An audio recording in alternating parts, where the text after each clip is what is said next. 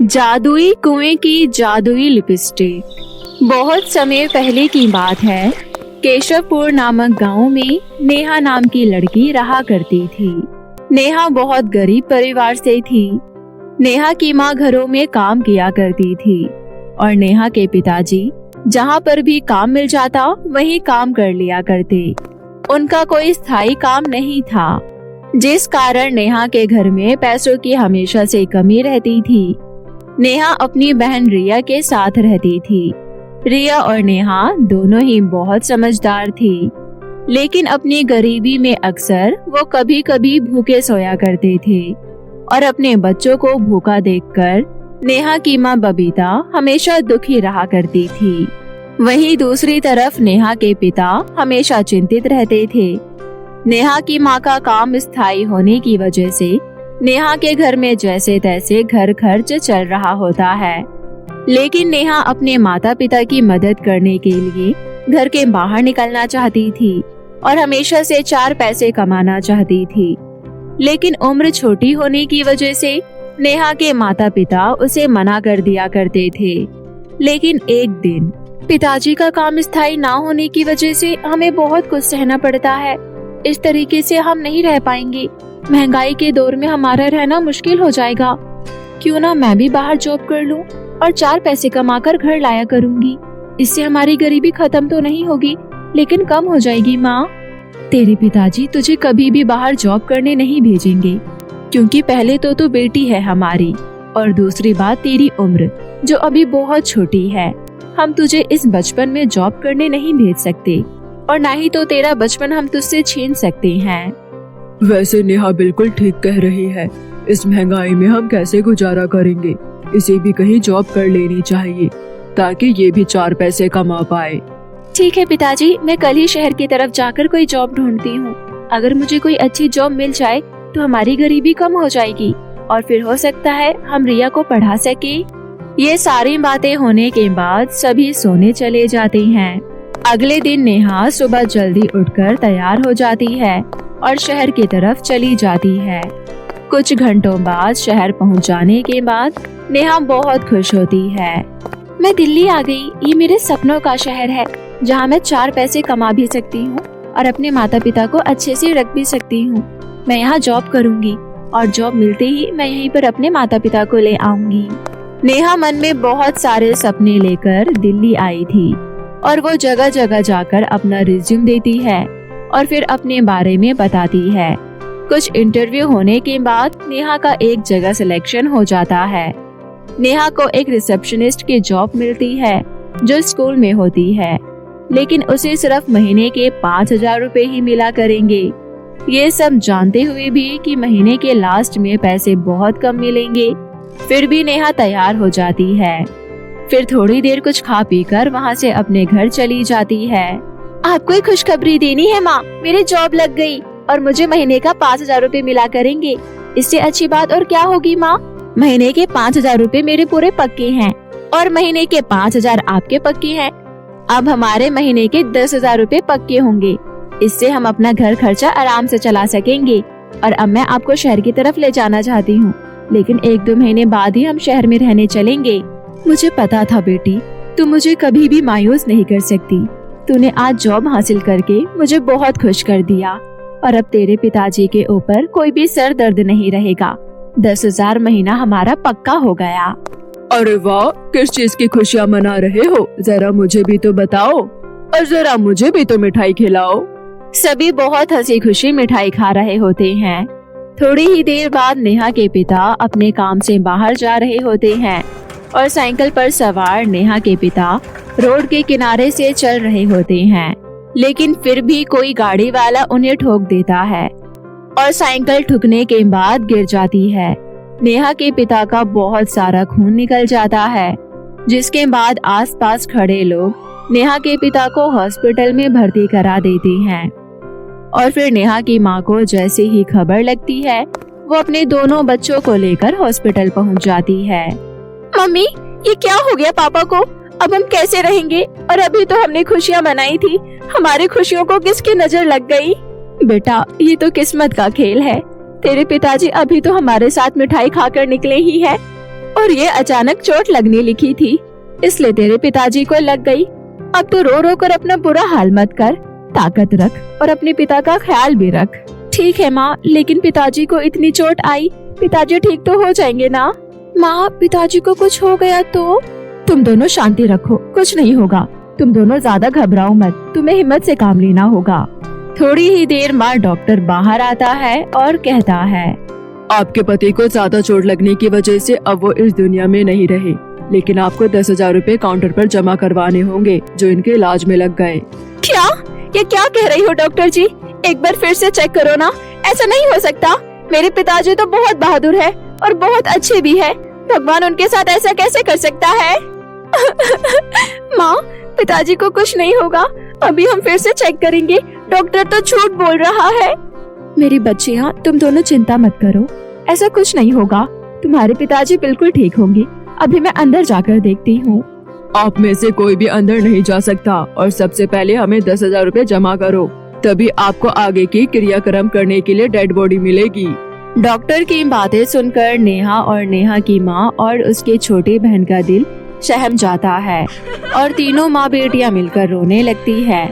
लेकिन नेहा के दिमाग में पैसे देने की बात चल रही होती है। फिर नेहा अपनी माँ से कहती है, माँ, मेरी तो अभी हाल ही में जॉब लगी है। आप अपनी मालकिन से कहकर कुछ पैसे एडवांस ले लो और पिताजी को पहले बाहर निकलवा लो ताकि हम आगे का क्रियाक्रम कर सके। ठीक है, चल हम दोनों साथ ही चलते हैं। दोनों माँ बेटियाँ रो रो कर अपनी मालकिन के पास जा रही होती है और चलते चलते दोनों माँ बेटी आपस में बातें कर रही होती है। और फिर मालकिन का घर आ जाता है और नेहा की माँ अपनी मालकिन से कहती है, मेम साहब, मुझे एडवांस पैसों की जरूरत है।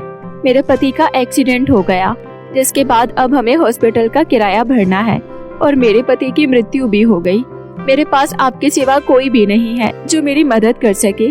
कृपया करके मुझे एडवांस दे दो और मैं आपके यहाँ रोजाना काम करने आया करूँगी। कितनी आसानी से कह दिया तूने। मैं कैसे विश्वास कर लूं कि तू हमेशा मेरे यहाँ काम करने आया करेगी?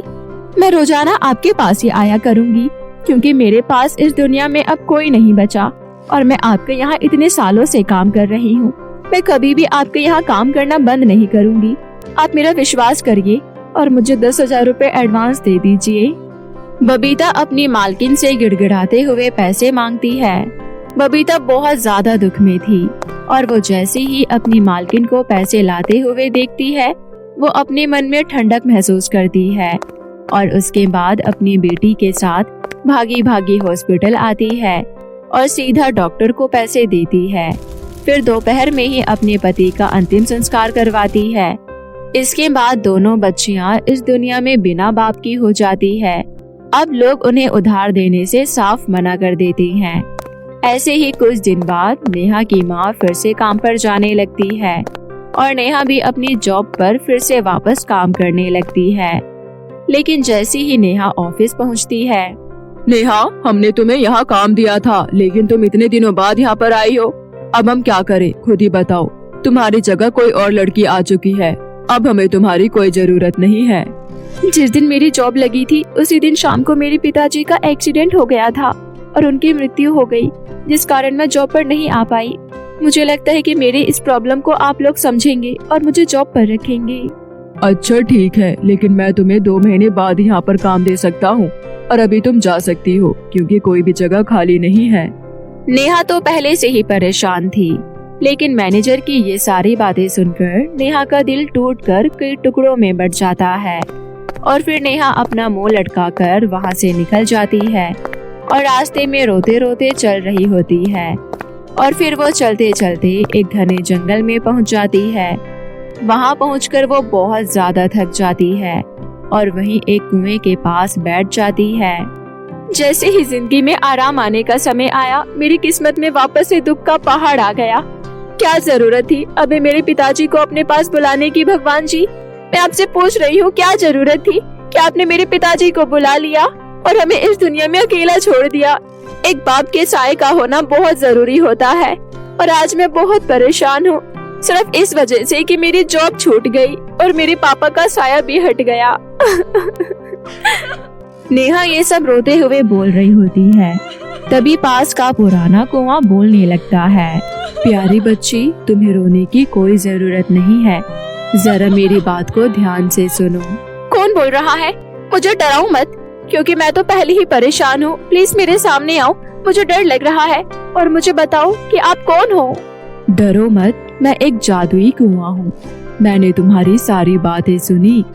मुझे एहसास हुआ कि तुम बहुत ज्यादा परेशान हो। इस वजह से मैं तुम्हें कुछ देना चाहता हूँ, जिससे तुम्हारी हर प्रॉब्लम का सलूशन निकल जाएगा। तुम्हें जरा भी परेशान होने की जरूरत नहीं है। ये लो, ये जादुई लिपस्टिक है, इसे तुम संभाल कर अपने पास रखना। ये कोई साधारण लिपस्टिक नहीं है। इस लिपस्टिक के इस्तेमाल से तुम अपनी हर परेशानी का सॉल्यूशन इससे मांग सकती हो, और तुम्हें कभी भी अपना दिल छोटा करने की जरूरत नहीं है। तुम इस जादुई लिपस्टिक से जो भी कहोगी, ये जादुई लिपस्टिक तुम्हारी हर इच्छा को पूरा करेगी। और तो और, तुम चाहो तो इससे अपने लिए घर, पैसे, बंगला, गाड़ी, कपड़े आदि कुछ भी मांग सकती हो। क्या सच में? मैंने तो पहली बार कोई जादुई लिपस्टिक देखी है। अगर ये सच है तो प्लीज मुझे ये दे दो। जादुई कुआं नेहा को जादुई लिपस्टिक दे देता है, और नेहा भागती हुई अपने घर चली जाती है और अपने कमरे में जाकर जादुई लिपस्टिक से कहती है, हे जादुई लिपस्टिक, मेरे घर में बहुत गरीबी है। मैं चाहती हूँ कि आप मेरी मदद करो और मेरा ये छोटा सा घर एक बड़े घर में बदल दो, जिसमें हम सभी आराम से रह सके, और उसमें जरूरत की सारी चीजें रख दो। नेहा के इतना कहते ही जादुई लिपस्टिक में से एक दिव्य रोशनी निकलती है और उसके इस छोटे से घर को एक बड़े से घर में बदल देती है, और अपना इतना बड़ा घर देखकर बहुत खुश होती है। नेहा की माँ और छोटी बहन रिया सभी बहुत खुश होते हैं। तभी नेहा अपने साथ घटी सारी घटना उनको बताती है, और ये सब सुनकर उसकी माँ जादुई कुएं को शुक्रिया कहती है। और फिर थोड़ी देर बाद सभी बहुत हंसी खुशी से उसमें रहने लगते हैं। और ऐसे ही नेहा फिर से जादुई लिपस्टिक से कहती है, हे जादुई लिपस्टिक, आप अपनी जादू से मेरी एक मदद कर दो। मुझे बहुत सारा पैसा दे दो, ताकि मैं और मेरी बहन स्कूल में पढ़ सके और पढ़ लिख कर आगे बढ़ सके, क्योंकि पढ़ाई ही तो बेटियों का असली गहना है। नेहा की ये बातें सुनते ही जादुई लिपस्टिक में से बहुत सारा पैसा बाहर आने लगता है, और ये सब देखकर नेहा बहुत खुश होती है। और कुछ दिनों बाद ही नेहा और नेहा की बहन स्कूल जाने लगती है, और वो अपनी जादुई लिपस्टिक की मदद से जरूरत पड़ने पर अपनी चीजें मांग लेती, और इस तरह नेहा की जिंदगी में खुशियाँ वापस लौट आती है। नेहा और नेहा की बहन दोनों सुबह सुबह तैयार होकर अपने स्कूल के लिए चली जाया करती, और अपनी बेटियों को ऐसे हंसी खुशी से स्कूल जाता देखकर नेहा की माँ बबीता बहुत खुश होती है और भगवान का एहसान मानती है। सुभाष नगर में सभी हंसी खुशी रह रहे थे। वहीं पिंकी के माता पिता का बहुत समय पहले देहांत हो जाने के कारण पिंकी अपनी चाची के घर रह रही होती है। पिंकी की चाची एक बहुत अमीर खानदान से होती है, और पिंकी के चाचा एक बहुत बड़े बिजनेसमैन होते हैं, जिसके कारण वो पिंकी की देखरेख कर रहे होते हैं।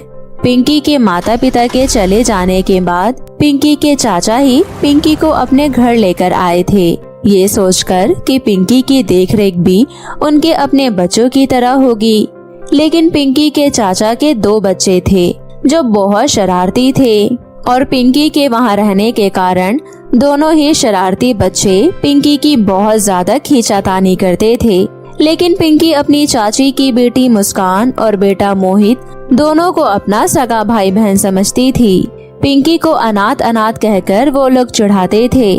पिंकी के चाचा बिजनेसमैन होने की वजह से हमेशा काम के सिलसिले में बाहर रहा करते थे, और वहीं पिंकी की चाची एक बहुत घमंडी और खड़ूस औरत थी। अपने बच्चों को पिंकी को चिढ़ाते हुए देखने के बाद भी वो कभी उन्हें नहीं समझाया करती थी, और ना ही कभी पिंकी की तारीफ करती थी। ऐसी ही एक दिन की बात है। पिंकी, मैं अपने बच्चों के साथ मॉल में शॉपिंग करने जा रही हूँ, तब तक तो घर का सारा काम संभालना, और हो सके तो बगीचे में अच्छे से पेड़ पौधों को पानी दे देना, और तब तक हम आ जाएंगे। उसके बाद मैं बाकी का काम संभाल लूंगी। चाची, घर में तो सिर्फ खाने के झूठे बर्तन पड़े हैं, वो मैं अभी धो देती हूँ। और मुझे भी आप अपने साथ मॉल ले चलिए ना, मुझे भी शॉपिंग करनी है। तुझे शॉपिंग क्यों करनी है? तुझे तो किसी भी पार्टी में नहीं लेकर जा सकती मैं, क्योंकि तू तो वैसे भी घर के काम संभालने के लिए ही बनी है। अपनी शक्ल सूरत देख तो, कहाँ हम अमीरों के साथ तो जचती है, लेकिन फिर भी हम तुझे अपने घर में रख रहे हैं, तो घर तक ही सीमित रहे। पिंकी का मन बहुत होता है मॉल में जाकर शॉपिंग करने का और तरह तरह की चीजें खाने का, घूमने फिरने का, लेकिन उसकी घमंडी चाची उसे अपने साथ ले जाने से इनकार कर देती है। और अपनी चाची के इनकार करने की वजह से पिंकी बहुत ज्यादा उदास हो जाती है और रोते रोते अपने कमरे में चली जाती है। थोड़ी देर बाद दोनों बच्चे मुस्कान और मोहित अपनी माँ के साथ तैयार होकर मॉल चले जाते हैं। पिंकी घर में बैठे बैठे बहुत जोर जोर से रो रही होती है और अपने आप से बातें कर रही होती है। मुझे लगता है मेरे माता पिता के देहांत के बाद मुझे अपने ही घर में रहना चाहिए था, क्योंकि इस घर में मेरी कोई इज्जत नहीं। छोटे से छोटा और बड़े से बड़ा सब मुझे सुनाते रहते हैं। काश मैं अपने माता पिता के साथ होती तो मुझे ये दिन ना देखना पड़ता। आखिर मेरी ये चाची लगती है और मैं इनके जेठ की बेटी हूँ, और फिर भी ये मेरी इज्जत नहीं करती। मुझे लगता है मेरे माता पिता अगर होते तो मेरे साथ ये बदसलूकी नहीं होती। पिंकी अपने आप से ये सारी बातें कर रही होती है कि तभी उसके चाचा घर आ जाते हैं और घर आने के बाद पिंकी को वो कहते हैं, आज मैंने अपने काम से अपने आप को जल्दी फ्री कर लिया ताकि मैं अपने बच्चों के साथ मॉल घूम सकूं, लेकिन घर में तो कोई है ही नहीं। और तुम्हारा मुंह क्यों लटका है बेटा पिंकी? चाचा जी, चाची जी दोनों भाई बहनों को लेकर गई हैं, लेकिन उन्होंने मुझे अपने साथ लेकर जाने से मना कर दिया और ये भी कहा कि मैं अमीरों के बीच में अच्छी नहीं लगती और मैं घर के काम संभालती हुई ही अच्छी लगती हूँ। मुझे लगता है कि आप मुझे गलत यहाँ पर ले आए। काश मैं अपने घर पर होती तो मुझे ये सारी बातें नहीं सुननी पड़ती। बेटा, मैं तुझे बहुत प्यार करता हूँ। चल हम दोनों शॉपिंग पर चलते हैं। तेरी चाची उन बच्चों को क्या ही दिलाएगी, मैं तुझे दिलाऊंगा अच्छी चीजें। पिंकी के चाचा पिंकी को अपने साथ मॉल लेकर जाते हैं और वहाँ ढेर सारी शॉपिंग कराते हैं। पिंकी अपने मनपसंद की हर चीज खरीदती है और सारी शॉपिंग होने के बाद पिंकी के चाचा उसे खूब अच्छी अच्छी चीजें खिलाते हैं और तरह तरह की आइसक्रीम भी। जिसके बाद पिंकी और उसके चाचा घर वापस लौटते हैं। घर पहुंचते ही वे देखते हैं कि उनकी चाची दोनों बच्चों के साथ घर में बैठी होती है और अपने शॉपिंग के कपड़े देख रही होती है। और तभी जब वो घर में अंदर घुसते हैं, पिंकी और पिंकी के चाचा को देखकर आग बबूला हो जाती है और गुस्से से कहती है, आज तुम दोनों इतनी जल्दी कैसे आ गए? और तुम दोनों गए कहाँ थे? अरे इतनी सारी शॉपिंग, इसको कहीं जाना है क्या? आज तक तुमने मेरे बच्चों को तो इतनी सारी शॉपिंग कराई नहीं, और ये अनाथ को तुमने इतनी सारी शॉपिंग करा दी। तुमने मुझसे एक बार भी पूछना जरूरी नहीं समझा? देखो मुस्कान की माँ, तुम फालतू की बातें मत क्या करो। पिंकी भी हमारी बेटी जैसी है, और जब मैं इसको लेकर आया था तो मैंने अपने आप से वादा किया था कि मैं इसकी परवरिश अपने बच्चों की तरह करूँगा। लेकिन मुझे नहीं पता था कि तुम मेरे जाने के बाद इसके साथ कैसा बर्ताव करती हो। तुम इसे 10 काम कराती हो, लेकिन तुम इसे कभी भी अपने साथ शॉपिंग पर या घुमाने नहीं लेकर जाती हो। ये तो बहुत गलत है ना। तुम इसकी चाची लगती हो और ये तुम्हारे जेठ की लड़की हुई। तुम्हें इसका सम्मान अपने जेठ की तरह ही करना चाहिए। ना तो मुझे मेरे जेठ पसंद थे और ना ही जेठानी। दोनों ही इतना रौब जमाते थे कि बस पूछो मत। खाने को घर में रुपया नहीं था, लेकिन तेवर तो देखो इतने हाई फाई। और अब जब मुझे बदला लेने का सुनहरा मौका मिल गया है तो मैं उनकी बेटी से ही तो बदला लूंगी ना। आखिरकार मेरी आत्मा को शांति मिलती है इसे उदास करके। सब कुछ बहुत अच्छा चल रहा था। पिंकी के चाचा उसको शॉपिंग करा कर लेकर आते हैं, लेकिन पिंकी की चाची को ये बात बिल्कुल पसंद नहीं आती और वो बहुत बुरा भला कहती है और पिंकी को अनाथ तक कह देती है। पिंकी ये सब सुनने के बाद बहुत जोर जोर से रोते हुए घर के बाहर चली जाती है और वो अपने लाए हुए कोई भी कपड़ों को हाथ नहीं लगाती। बहुत देर चलने के बाद पिंकी बहुत थक जाती है और एक पेड़ के नीचे आराम करने लगती है और आराम करते करते वो जोर जोर से रोते रोते कहती है, काश मेरे माता पिताजी यहाँ पर होते तो वो मुझे इन लोगों के साथ एक दिन भी अकेला नहीं छोड़ते। लेकिन किस्मत कहाँ मेरी इतनी अच्छी है जो मुझे ये सब नसीब होता। मेरे तो नसीब में ही सिर्फ दूसरों की गालियाँ खाने लिखी है। मैंने सुना था चाची, बुआ, मौसी ये सब माँ के समान होती है, लेकिन मैंने अपनी चाची का रूप देखकर ये तो अच्छे से समझ लिया कि अपनी माँ से बढ़कर कोई माँ नहीं होती, क्योंकि ये सब तो रिश्ते के नाम है, लेकिन अपनी माँ ही होती है। और मेरा इस दुनिया में अब कोई नहीं। मैं कहाँ जाऊंगी, किसके साथ रहूंगी? मेरे चाचा बहुत अच्छे हैं, लेकिन मेरी चाची ने मेरा जीना हराम कर रखा है। अब मैं क्या करूं? और वो दोनों बच्चे तो बस पूछो मत, मेरा सर दर्द करके रखते हैं। और फिर भी मैं उनको अपना भाई बहन मानकर इतना प्यार करती हूँ, लेकिन उन्होंने तो हद पार कर दी। हमेशा मुझे अनाथ अनाथ कहते रहते हैं। अपने मन की सारी बातें वहाँ लेटे लेटे जोर जोर से अपने आप से कह रही होती है और उतने ही जोर जोर से रो भी रही होती है कि तभी अचानक पेड़ में से आवाज आती है। घबराओ मत बेटी, मैं तुम्हारे पीछे वाला पेड़ बोल रहा हूँ, जिसके सहारे तुम आराम कर रही हो। मैं एक जादुई पेड़ हूँ। मैं हमेशा लोगों की मदद करता हूँ, लेकिन इस घने जंगल में बहुत कम लोग आते हैं। और मैंने जहाँ तक देखा है, इस घने जंगल में वही लोग आते हैं जो परेशान होते हैं। और मैंने तुम्हारी हर परेशानी सुन ली है। मैं तुम्हारी मदद करना चाहता हूँ और तुम्हें जल्द से जल्द तुम्हारा अपना खुद का घर देना चाहता हूँ। क्या सच में आप मुझे मेरा खुद का घर दे सकते हैं? इससे अच्छी क्या बात होगी कि मुझे रहने के लिए एक छत मिल जाएगी। सिर्फ छत ही नहीं बेटी, तुम्हें तो बहुत कुछ मिल सकता है, क्योंकि तुम एक बहुत सीधी साधी लड़की हो और तुमने हमेशा लोगों के साथ अच्छा किया है। और मैं हमेशा अच्छे लोगों की ही मदद करता हूँ। ये लो जादुई काजल, इसे तुम अपने घर जाकर अपनी आँखों में लगाना और आंखें बंद करके तुम अपनी इच्छा इससे कहना। तुम्हारी इच्छा सुनते ही तुम्हारी आँखों में लगा काजल ठंडा पड़ जाएगा और तुम जैसे ही आँख खोल कर देखोगी, वैसे ही तुम्हें तुम्हारे इच्छा के अनुसार फल मिल जाएगा। धन्यवाद पेड़ जी, आपने मेरी जिंदगी आसान कर दी। अगर आज आप ना होते तो मुझे इस कलयुग की दुनिया की वजह से बहुत सारी परेशानियों का सामना करना पड़ता है, लेकिन आज आपने मुझे तसल्ली दे दी, खासकर मेरी चाची से। उन्होंने तो मेरा जीना हराम कर दिया था। अब मैं जल्दी से अपने घर जाती हूँ और घर जाकर अपना खुद का घर इस काजल से मांगती हूँ। पिंकी पेड़ को धन्यवाद कहकर अपने घर पहुंचती है और घर पहुंचकर जल्दी से वो काजल अपनी आंखों में लगा लेती है।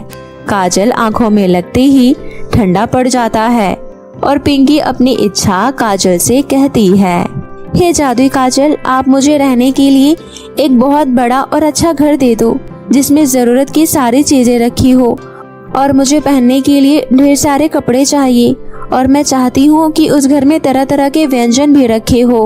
पिंकी के इतना कहते ही पिंकी की आंखों में लगा काजल ठंडा पड़ जाता है और जैसे ही पिंकी आंख खोलती है, पिंकी अपने नए घर में पहुंच जाती है, जहां बहुत सारा सामान रखा होता है। और इतना बड़ा घर देखकर पिंकी बहुत खुश होती है और उसमें ढेर सारे व्यंजन देखकर तो वो और भी ज्यादा खुश हो जाती है। पिंकी पूरे घर का एक चक्कर लगाती है और पूरे घर में खूब घूमती है। ये सब कुछ जादुई पेड़ की वजह से हुआ है, वरना ये सब कहाँ मेरे नसीब में लिखा था।